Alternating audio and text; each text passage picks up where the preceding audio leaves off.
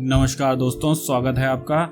हम ओलंपिक खेलों के विषय में कुछ परंपरागत क्वेश्चन पढ़ेंगे इस वीडियो में, क्योंकि टोक्यो ओलंपिक चल रहा है। ठीक है, तो उससे संबंधित इस कारण जो है ये परीक्षाओं में आपके ओलंपिक से संबंधित जो प्रश्न महत्वपूर्ण बन सकते हैं। ठीक है, तो हम परंपरागत क्वेश्चन देख रहे हैं।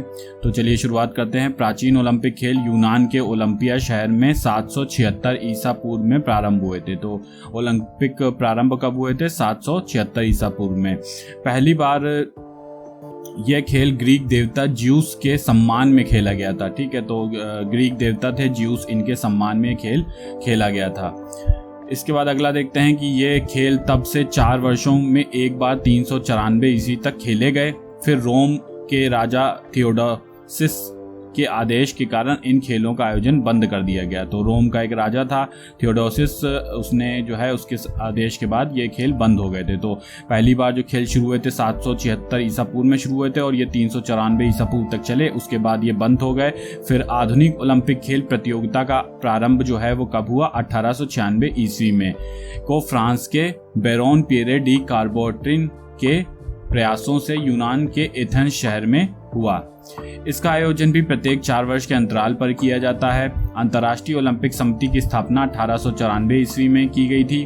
ठीक है, सखोन नामक स्थान पर हुई थी। और इस वक्त ओलंपिक का मुख्यालय कहाँ है? ओलंपिक खेलों का जो मुख्यालय है वो कहाँ है? लोसाने, स्विट्जरलैंड में। ठीक है, चलिए आगे कुछ और ओलंपिक से संबंधित महत्वपूर्ण तथ्य देखते हैं।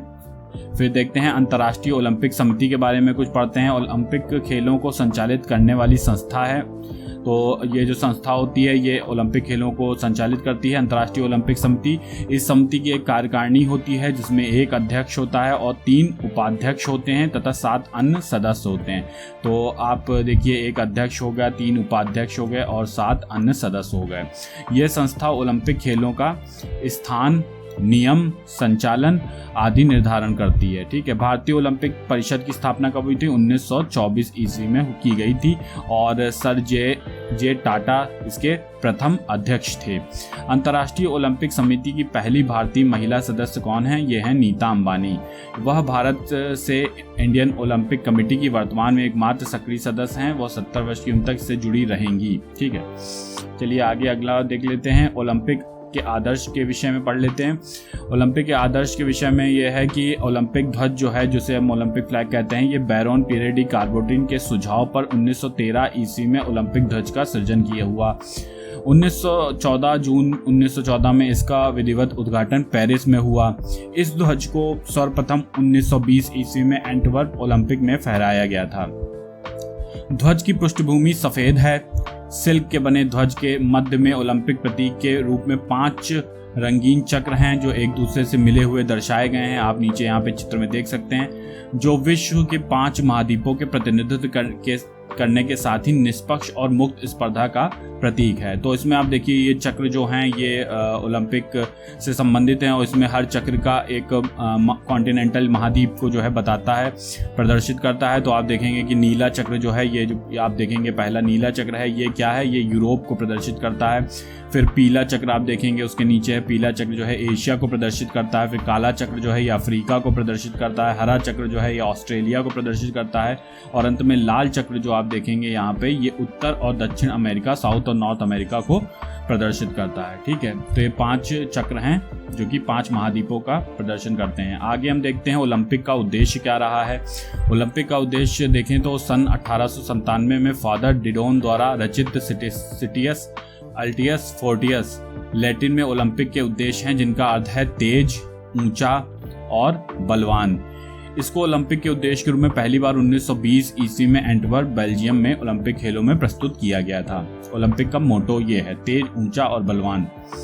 फिर ओलंपिक मशाल के विषय में कुछ पढ़ लेते हैं महत्वपूर्ण बातें। तो ओलंपिक मशाल के विषय में पढ़ेंगे तो ओलंपिक मशाल के विषय में जो महत्वपूर्ण है, इसे जलाने की शुरुआत कब से की गई थी? इसे जलाने की शुरुआत 1928 से की गई थी एम्स्टर्डम ओलंपिक में।